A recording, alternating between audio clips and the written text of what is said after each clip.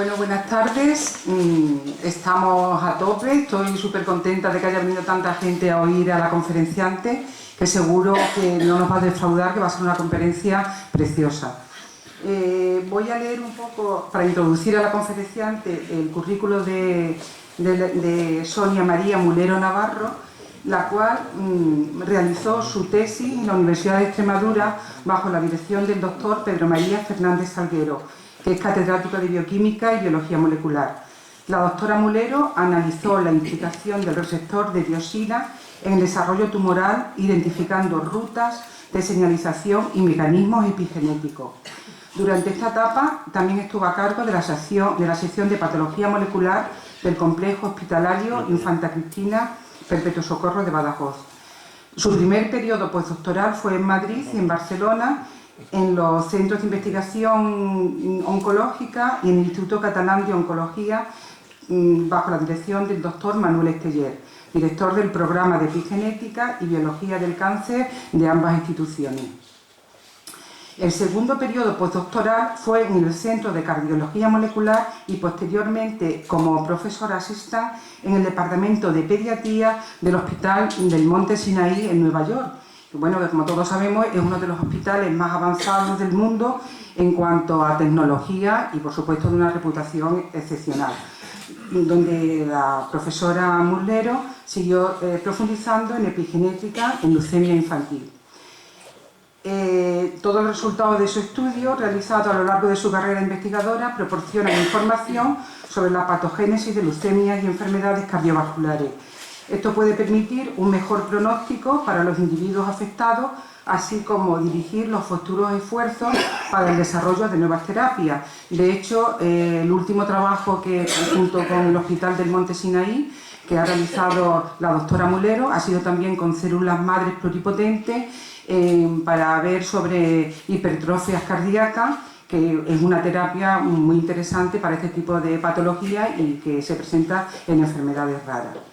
En este momento, la doctora Mulero está como profesora de genética en el Departamento de Bioquímica y Biología Molecular y Genética de la Facultad de Ciencias de la Universidad de Extremadura. Bueno, como veis por el currículum, pues un currículum muy interesante, excepcional, y me gustaría, ya que tengo la oportunidad, sobre todo por las personas que nos han acompañado en las conferencias anteriores, pues resaltar la calidad excepcional de los investigadores que tenemos en Extremadura. Por ejemplo, el profesor que le dirigió su tesis doctoral, el profesor Pedro Fernández Salguero, en el 2016 ha recibido la medalla de oro del Fórum Cum Laude, que bueno, es una antesala de los príncipes de Asturias. Y la profesora que nos va a dar la conferencia, pues ya visteis por el currículo la excelencia investigadora que tiene. Ella va a explicar sobre la epigenética, sobre cómo los factores ambientales van a actuar sobre nuestro código genético. Y bueno, también supongo yo que cuando acabemos la charla, pues tendremos otra cosa más de pensar de la responsabilidad que tenemos que dejarle a nuestros hijos. No solamente una buena educación, una buena economía, sino también un buen código genético. De hacer que todos los factores que actúan sobre la salud, evidentemente y afortunadamente, supongo que lo explicará ella mucho mejor, solamente será en la época reproductora, que luego podremos portarnos mal cuando no ya sea la época reproductora. Entonces, vamos a comenzar la charla, que supongo que estará muy entretenida y aprenderemos mucho.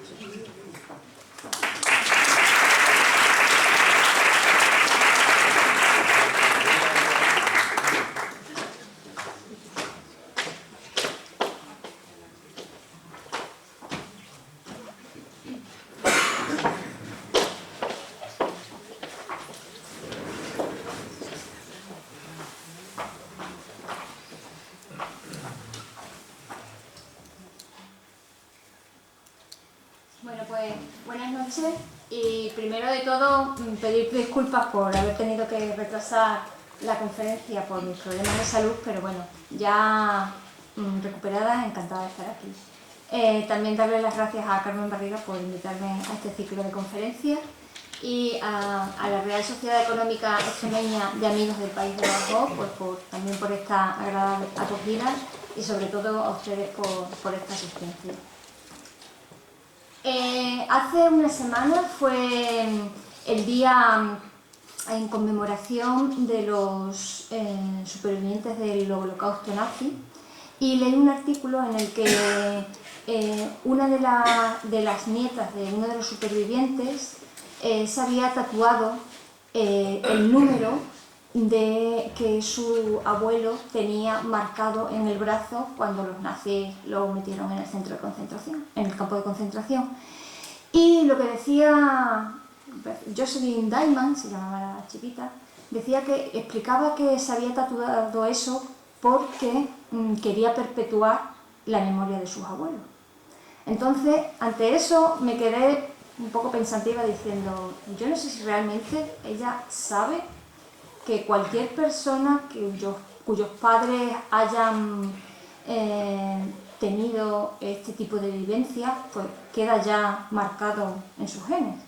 Entonces, no se lo puedo contar a ella, aquí tiene ella marcado el número, no se lo puedo contar a ella, pero sí que quiero, pues con esta charla, explicaros pues cómo interaccionan los genes y el medio ambiente, y para ello lo que quiero es, la primera parte va a ser explicar algunos conceptos moleculares, seguidamente solo pues por el hecho de poder entender cómo hay esa interacción entre genes y los factores externos.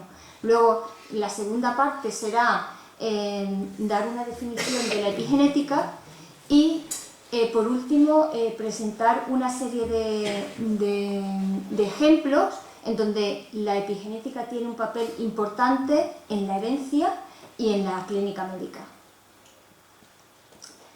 En nuestro cuerpo tenemos aproximadamente unos 100 billones de células, y esas células tienen en su interior, en el núcleo, la información genética que se encuentra estructurada ya sea en cromosoma o cromatina, dependiendo de lo compacto, de la compactación de estas moléculas.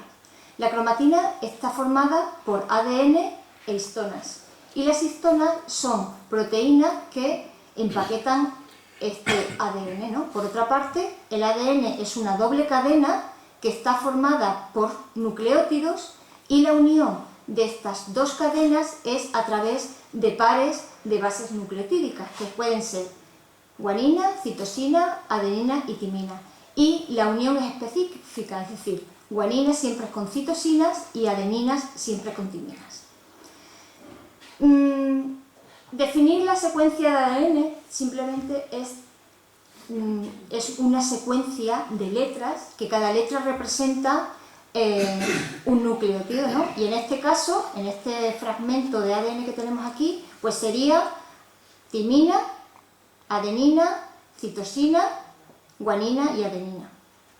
La complementaria, obviamente, sería adenina, timina, guanina, citosina y timina. Normalmente se representa solo una de las hebras, y hay secuencias que contienen la información para poder codificar y sintetizar una proteína, y a esas secuencias se les denomina genes, ¿vale? Y una secuencia completa de ADN en un organismo se le denomina genoma. Aquí, para afianzar los conceptos, quiero daros esta diapositiva con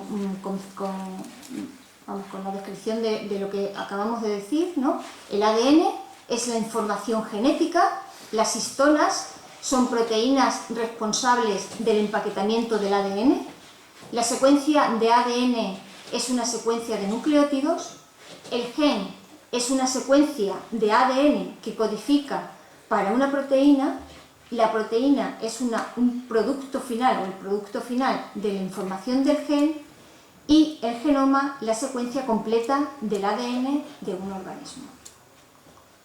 En el 2001 se terminó de secuenciar el genoma humano, y esto no es más que se determinó cada uno de los nucleótidos y el orden de los 23 pares de cromosomas que forman el genoma humano.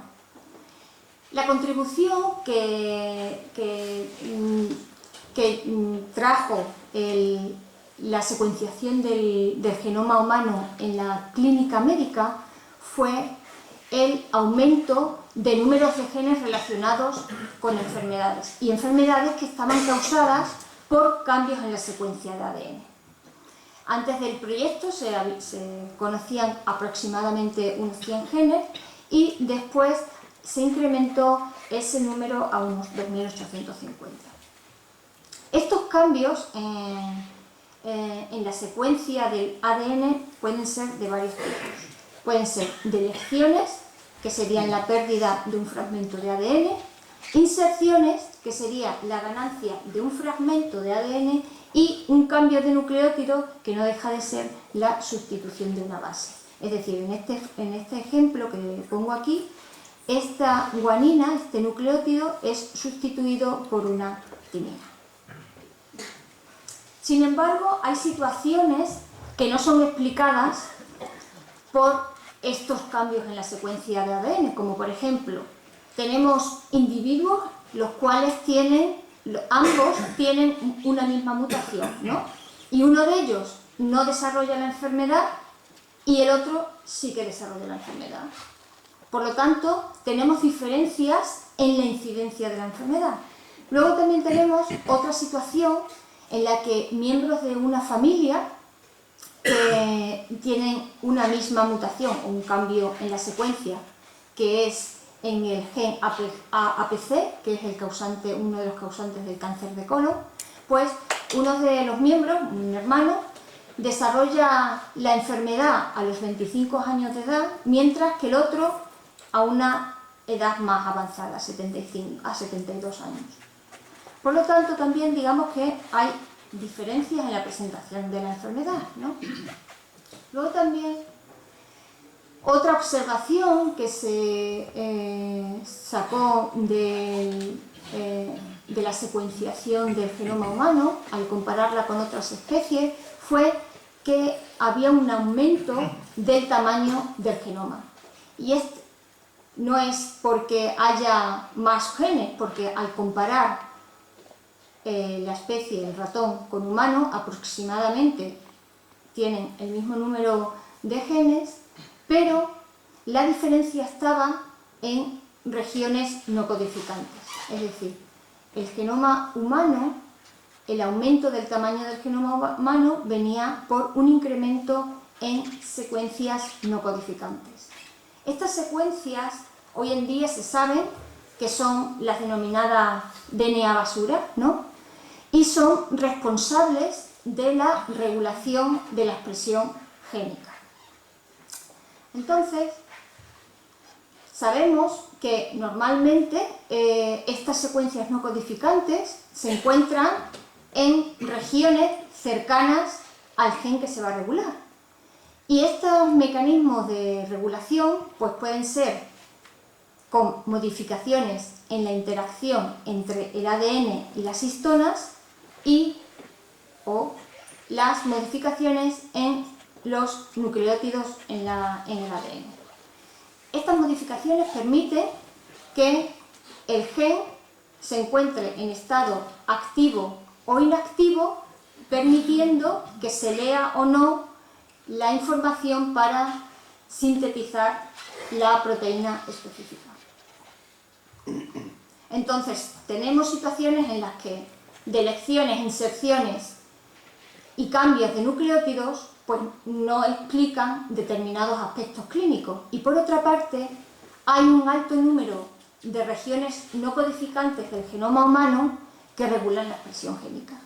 Es aquí donde precisamente la epigenética tiene su papel.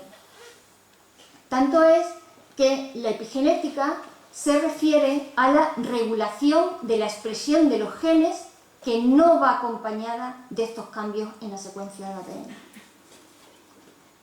Estos mecanismos epigenéticos pueden ser de tres tipos: metilación del ADN, metilación y acetilación de histonas y ARN no codificante o microRNAs.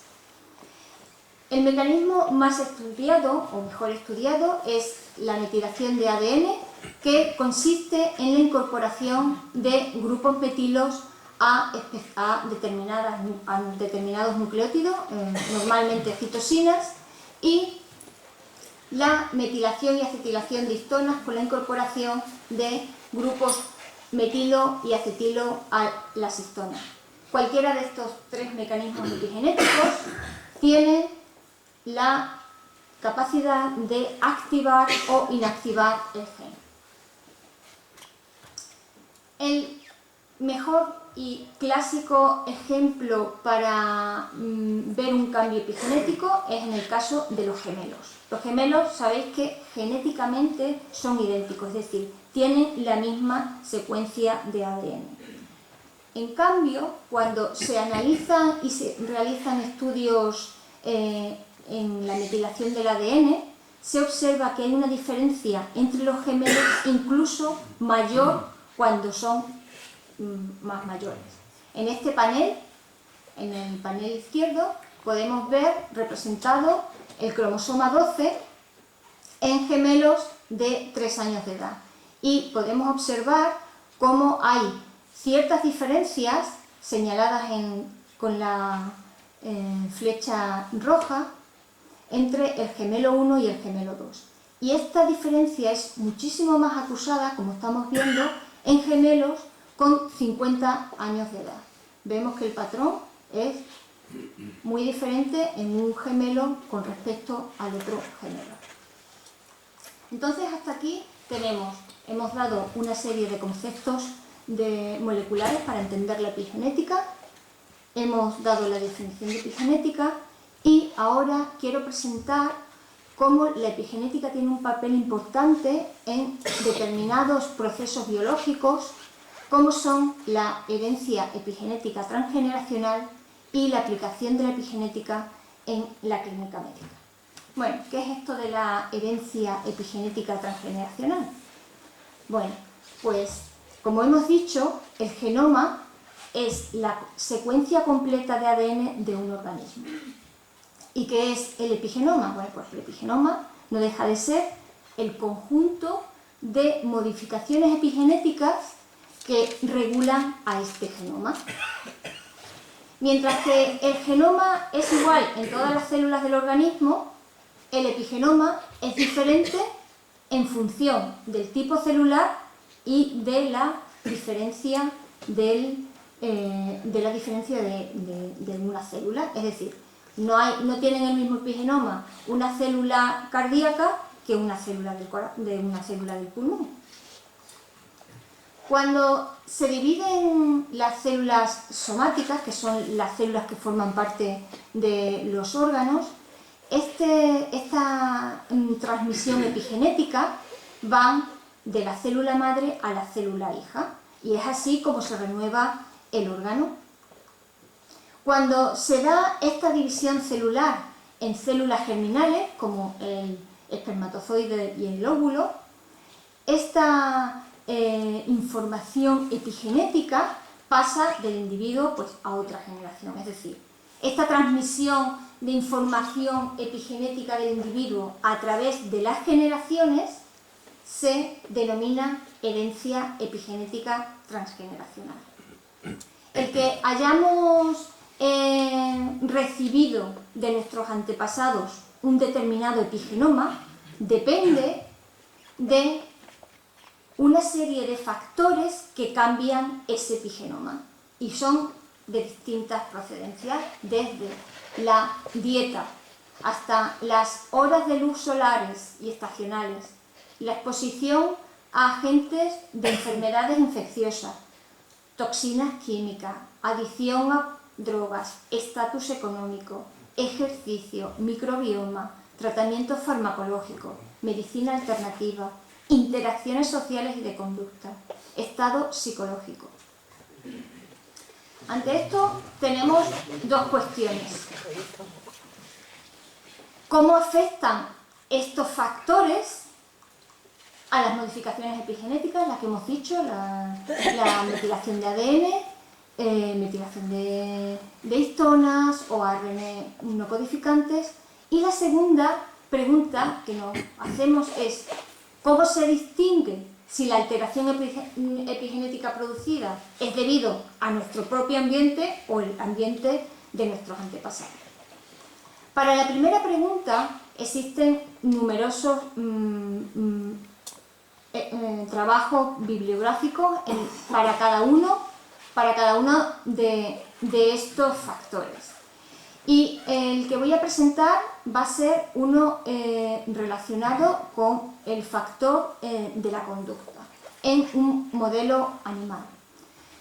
El experimento consistió en tener madres cuidadoras y madres no cuidadoras. Estas madres cuidadoras se definen como madres cuidadoras aquellas que amamantan regularmente a las crías, las acarician, las lamen, las asean, mientras que las madres no cuidadoras el amamantamiento es, digamos, irregular, escaso, con agresividad, ¿vale? Entonces, en este punto lo que realizaron este grupo de investigadores fue analizar en la etapa adulta a estas camadas, y lo que observaron fue que la camada que venía de madre no cuidadora tenía niveles de estrés y ansiedad mucho más altos que aquellos adultos que venían de madres cuidadoras. Y no solo eso, sino que lo vieron a nivel molecular. Cogieron el hipocampo, que es el órgano para ver o que coordina la memoria con estados de ansiedad y depresión, y observaron que en estos individuos que estaban más estresados había niveles más altos de metilación en una serie de genes, en comparación con aquellos que tenían menos estrés, ¿no? Estos no estaban metilados. ¿Qué hicieron? La segunda parte del experimento fue cruzar estas crías. Vamos a ver qué pasa con crías que vienen de madres no cuidadoras, pero que la última etapa están con madres cuidadoras, y viceversa, ¿no? Observaron en la etapa adulta que estos animales tenían menos estrés que los del otro grupo, y no solo eso, sino que además tenían niveles más bajos de metilación en los genes que se habían analizado con respecto a aquel grupo que venía de madres no cuidadoras, porque también tenían un alto nivel de estrés y de ansiedad, y estos tenían pues niveles altos de metilación. Por último, lo que hicieron para ver si había un efecto directo de la metilación de estos genes con la conducta y comportamiento de los individuos, adaptados, ¿no? por el hecho de los cuidados de sus madres, lo que hicieron fue, estas crías fueron en su etapa adulta tratadas con un fármaco para eliminar grupos metilos.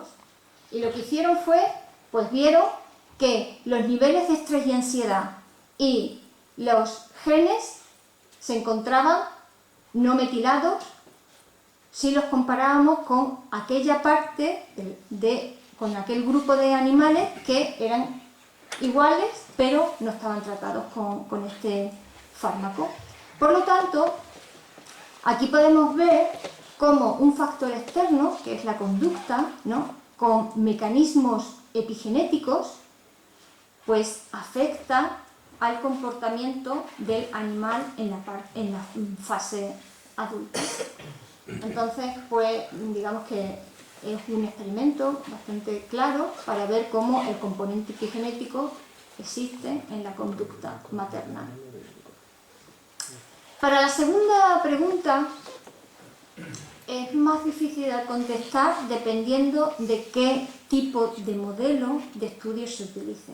Es decir, si usamos un modelo animal, como de ratón, el ciclo de vida de un ratón es más corto y entonces tenemos la posibilidad de analizar varias generaciones en el mismo experimento y poder saber cuándo el factor externo está actuando, en qué generación está actuando, cosa que en humanos es un poco más difícil.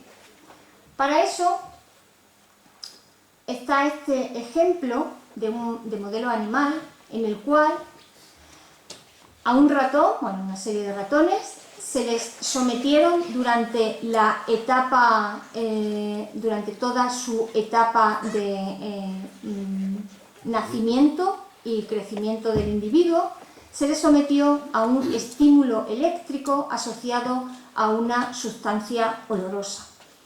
Y fue, bueno, el animal, la respuesta del animal es de ansiedad y estrés. Y además se analizó determinados genes, se analizó la metilación del ADN de determinados genes en los espermatozoides. Entonces, lo que se quiso ver es si este individuo en su etapa adulta, pues había, digamos, esa transmisión a la siguiente generación de este mecanismo epigenético, de este efecto epigenético. Entonces, se apareó en su etapa adulta con otras hembras y se obtuvo la primera generación filial y observamos que los hijos ante esta sustancia olorosa respondían también con ansiedad y estrés, y se analizó los espermatozoides de estos animales y también había un incremento de metilación igual que sus antecesores. No solo eso, sino que se quiso ver realmente si pasando a la siguiente generación se mantenía ese efecto, y efectivamente en una siguiente generación estos individuos expuestos a una sustancia olorosa tenían la reacción de ansiedad y de miedo que tenían sin tener el estímulo eléctrico presente. Por lo tanto, con este estudio pues, se puede concluir que la memoria de un hecho puede ser transmitida pues, por mecanismos epigenéticos a través de generaciones. En humanos es más complicado, es decir, por varias razones. El determinar cuándo exactamente este factor externo está afectando a qué y a qué generación. Pues es debido, ¿por qué? Pues porque sabemos que los ciclos de vida de un humano pues, son mucho más largos, por lo tanto es difícil y además es difícil de monitorizar a esos individuos. Pero existen estudios prospectivos que se están realizando en los que se tienen a embarazadas en la gestación y siempre se han tenido monitorizadas, y los hijos, tanto en el periodo de gestación como al nacimiento y en la etapa juvenil, pues están siendo analizados. Y estos individuos, estos hijos, ahora pues aproximadamente tienen como 16 años, porque se hicieron estudios en el 2000, y pues se tiene que terminar, digamos, la fase en la que estos adolescentes pues tengan que estar en su etapa reproductiva y poder analizar la siguiente generación. También hay otros estudios, un estudio retrospectivo que se realizó en el 2002, en el cual investigadores usaron el registro de una población sueca, en el que era un registro parroquial que se hizo durante 100 años y en el cual se registraba desde nacimientos, enfermedades, sequías de esa zona, producción de alimentos, un montón de datos que han servido ahora a estos investigadores a poder concluir que abuelos que en su periodo adolescente, que era, crecieron con un periodo de bonanza, han observado que sus nietos tienen 4 veces mayor riesgo de padecer diabetes o enfermedades cardiovasculares al compararlo con nietos que sus abuelos en esa población no estuvieron en ese periodo de bonanza en su pubertad. Sí que es verdad que con todos estos experimentos, estos estudios y experimentos en modelos animales, se puede decir y apuntan claramente de que sí que existe esta herencia epigenética transgeneracional. Por último, para poder terminar la charla, lo que quiero es dar una serie de ejemplos de cómo la epigenética es una herramienta útil en la clínica médica.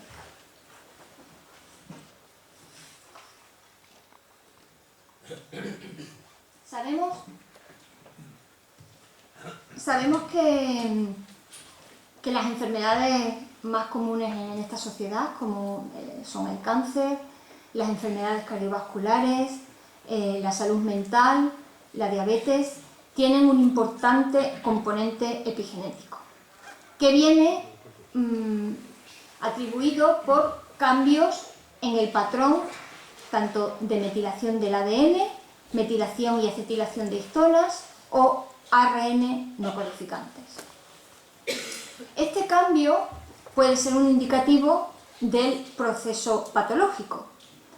Por lo tanto, a este indicador se le denomina biomarcador epigenético.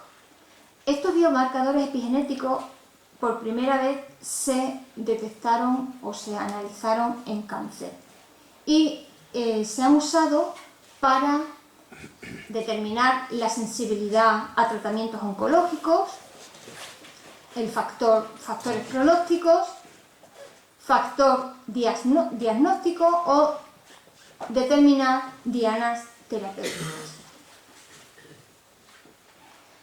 Se ha descrito que en células sanas determinados genes supresores de tumores se encuentran activos, que son aquellos que nos protegen del cáncer, pero se ha visto que cuando las regiones reguladoras de esos genes están metilados, se encuentran en un estado inactivo, de tal manera que la célula se transforma y se convierte en una célula tumoral.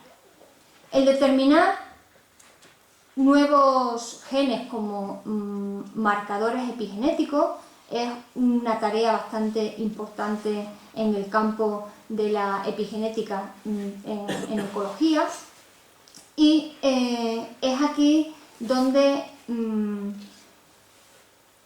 centré mis estudios de investigación. Aquí en el 2006 pude realizar un estudio en el cual determiné cómo el receptor de dioxina podía ser un biomarcador.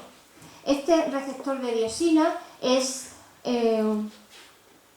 una proteína que está implicada en progresión tumoral, y mediante análisis informáticos vi que en la zona reguladora del receptor de dioxina tiene citosinas susceptibles de ser metiladas, que las tengo indicadas con líneas verticales. Una vez que hicimos este análisis informático, probamos en un panel de líneas celulares tumorales humanas de distinta procedencia, desde carcinoma de testículo, melanoma, riñón, osteosarcoma, linfomas. Observamos que en estas líneas no había metilación de la zona reguladora del receptor de dioxina, que se ve representada con círculos blancos. Por el contrario, observé que leucemias linfoblásticas agudas estaba altamente esta región metilada.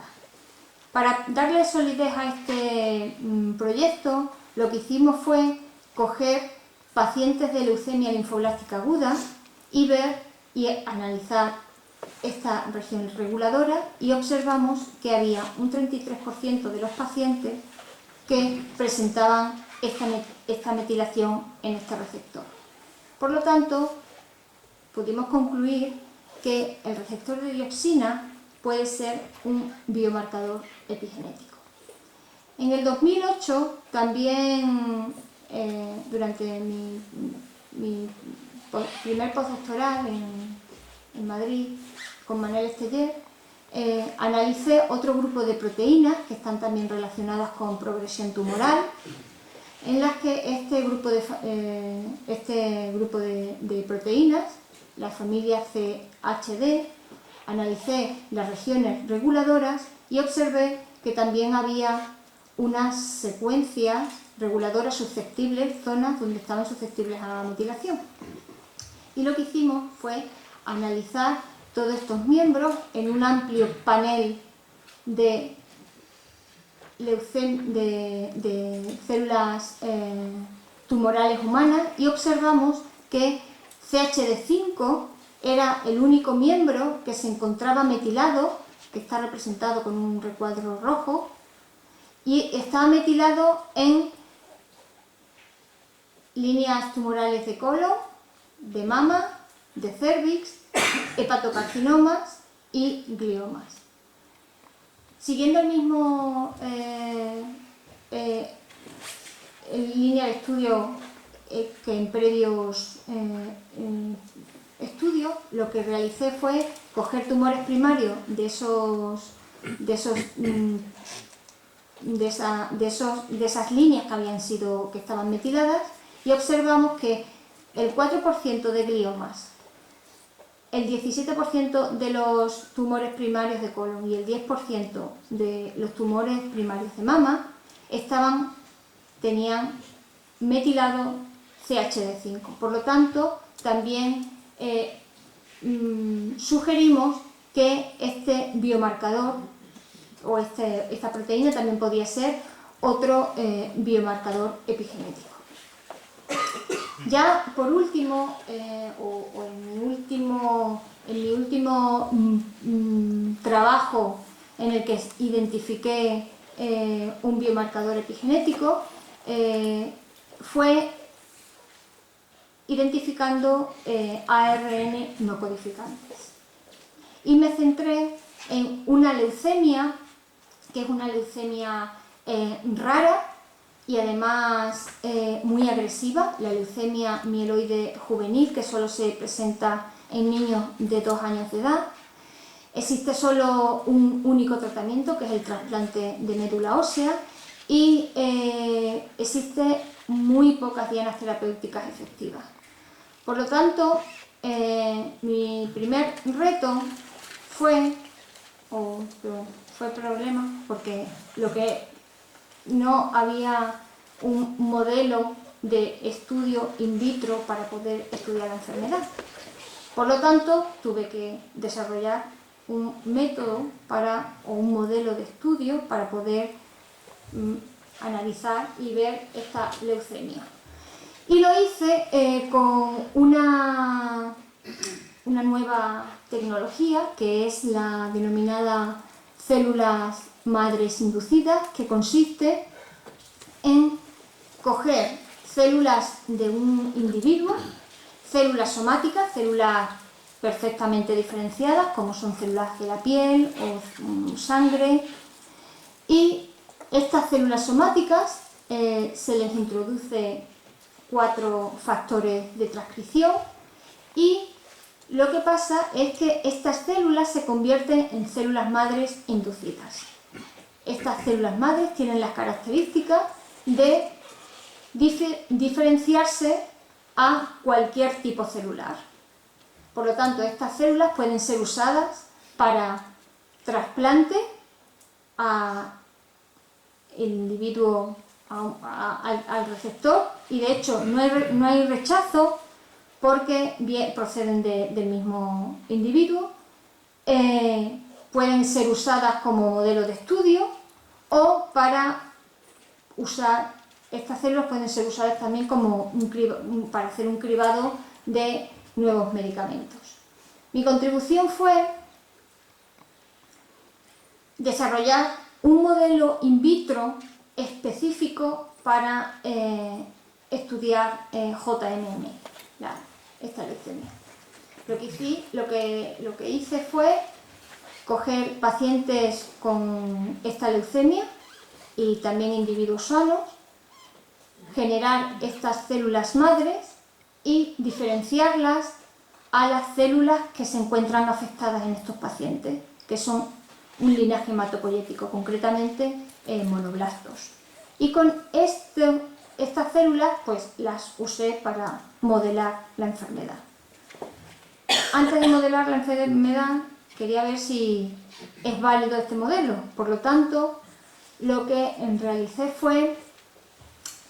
Sabemos que para diagnosticar esta leucemia se obtienen células de la médula ósea del paciente y se hacen una serie de pruebas histopatológicas y en ellas se observan que hay un incremento del número de monoblastos y además un número y tamaño de colonias de monoblastos. Entonces, estos resultados fueron los que yo observé en el modelo in vitro que había previamente desarrollado. Es decir, había en los pacientes de los que había diferenciado el linaje hematopoyético, observé cómo había un incremento de monoblastos comparados con aquellos individuos sanos de los que diferencié también el linaje hematopoyético, y al compararlo vimos que había más monoblastos en estos pacientes. No solo eso, sino que estos monoblastos también tienen la capacidad de desarrollar colonias mucho más grandes y un número mayor que aquellos individuos sanos. Por lo tanto, sí que éramos capaces de recapitular in vitro las características clínicas de estos pacientes. Una vez validado el modelo, lo que hicimos fue, pues con ayuda de análisis bioinformáticos moleculares, que no voy a entrar en detalle, vimos cómo un ARN no codificante, concretamente el microRNA 223, estaba elevado en aquellos pacientes, en aquellas células, en esos monoblastos que había diferenciado, tenían elevado el microRNA 223 comparándolo con los individuos, con las células de los individuos sanos que había diferenciado.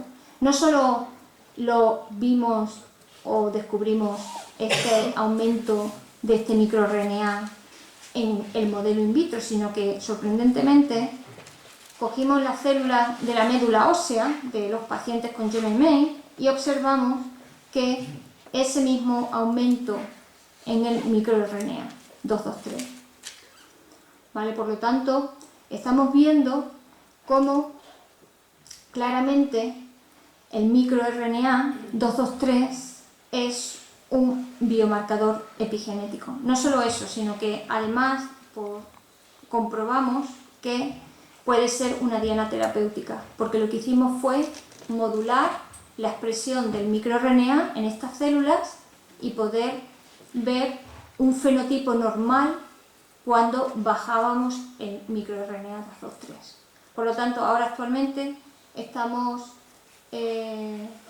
estudiando más en profundidad cómo podemos llevar este microRNA a que sea una diana terapéutica. ¿Vale? Y nada, solo poneros la frase de este investigador alemán en el que dice que somos más que la suma de nuestros genes, y es verdad, y es probable que la investigación epigenética tenga un impacto significativo en nuestra sociedad post-genoma. Y nada, aquí os pongo donde hice mi tesis, los centros donde he estado haciendo mis periodos postdoctorales y a donde he vuelto otra vez, a mi tierra. Así que nada, muchas gracias.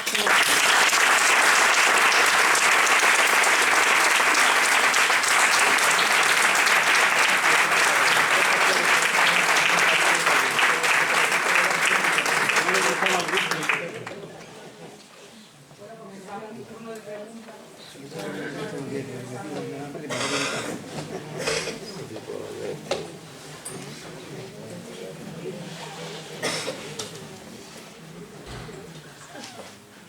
sí, venga, cuéntame. ¿Qué quiere que le cuente? Bueno, primero felicitarte porque me ha gustado mucho la charla, ha ido súper ordenada y muy clara, ¿vale? Así que me ha gustado mucho, la verdad. Después, tengo diferentes preguntas, pero tampoco es cuestión de poner más. Pero hay dos temas que sí me apetece hablar un poco. Sí. Y es precisamente sobre el efecto transgeneracional de la epigenética. Me parece una de las cosas más impresionantes, pero también me parece que es algo que no está nada claro. Es decir, lo digo porque tú lo has inventado, porque yo creo que lo has hecho súper bien, porque lo que has dicho lo has dicho como muy claro, pero también yo creo que me trae un poquito de que hay determinadas cosas que no están tan claras y que merecen muchísimo la pena el estudio, porque claro, estudiar con ratones, pues como te he dicho, es mucho más fácil. Pero también, por ejemplo, la diferencia, que no sé si has puesto el sexo, también la diferencia si eran varones o hembras, sí. ¿sabes? Es que no quería entrar mucho más, porque Claro, es que no es solo eso, sino que es que todo lo que hay, es lo que dices tú, que es que está hecho en modelo animal. Sí. ¿Sabes? Que es como controlas y monitorizas todas las condiciones del estudio, es decir, No, lo que quería apuntar era eso, porque por ejemplo en humanos va a ser muy difícil porque, claro, los gametos de la mujer ya están cuando está en intraútero, con lo cual tendríamos que pasar 3 generaciones para realmente decir si eso es transgeneracional o no, o realmente está afectado. De hecho, sí.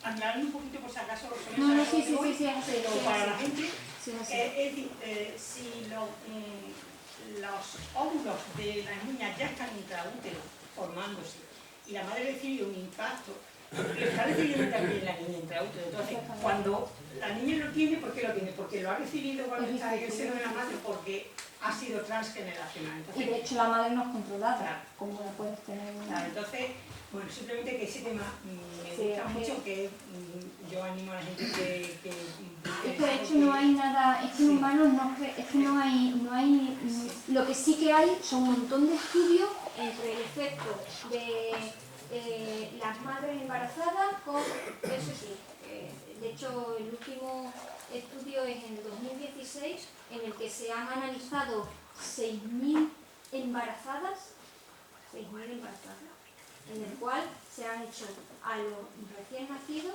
que al final me parece que fueron 6.500 embarazadas y 6.200 recién nacidos, se les ha hecho estudios de proteómica, de todo, y se le ha visto que sí que hay defectos en desarrollo, bueno, en embarazadas que eran fumadoras y no fumadoras, ¿vale? Entonces pues se vio como el efecto en las no fumadoras, pues desarrollo de sistema respiratorio y nervioso en los niños, pero es que eso ahora tiene que ir, como os he dicho, monitorizando hasta ver cuándo, y lo que el estudio que os he dicho prospectivo de embarazadas y de 16 años, eso fue cuando las Torres Gemelas se hizo un estudio, que de hecho se hizo en el Monte Sinaí, y se ha tenido controlada a todas esas embarazadas que estuvieron en el atentado y luego embarazadas que se quedaron embarazadas en ese periodo, pero que estuvieron presentes en el atentado. Y ahora se han monitorizado, obviamente, a esos niños que ahora tienen esos 16 años.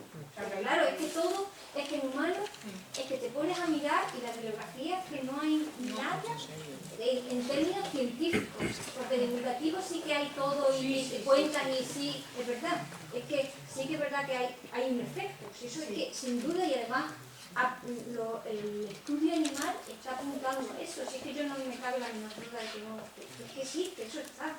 Lo que pasa es que es difícil, obviamente, y además es cómo controlas un estudio en el que estilos de vida, es complicado, ¿no? Pero bueno,